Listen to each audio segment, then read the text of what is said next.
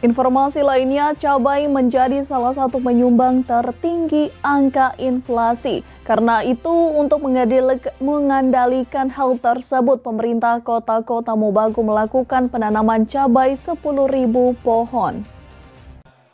Untuk mengendalikan angka inflasi yang senantiasa berubah, yang disebabkan oleh lonjakan harga sejumlah komoditas pangan, pemerintah Kota Mobagu melakukan penanaman 10.000 cabai di atas lahan yang sudah disiapkan. Untuk tahap pertama ini sebanyak 6.000 pohon yang ditanam. Sisanya akan dilakukan pada tahap kedua dan direncanakan akan dilakukan bersama Gubernur Sulawesi Utara Oli Dondo Kambe. Kegiatan ini juga dimaksudkan agar nantinya dapat menopang kebutuhan akan cabai di Kota Mobagu yang selama ini lebih banyak mengandalkan pasokan dari luar daerah. Sehingga saat pasokan berkurang, harga cabai bisa melonjak tinggi yang memicu tingginya angka inflasi.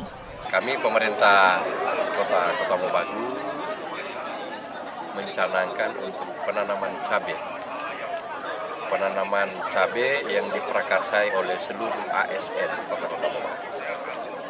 Kami canangkan hari ini sebanyak 10.000 pohon, dan ini dilaksanakan pada 2 tahap. Hari ini 6.000 dan tahap kedua 4.000. Kami berencana untuk tahap 2 kami akan mengundang lagi Bapak Gubernur Sulawesi Utara pencanangan atau penanaman lagi. Kegiatan ini untuk mendorong, memotivasi dan mencontoh pada masyarakat Kota Mobagu bahwa menanam itu, marijo bakobong itu adalah sebuah budaya.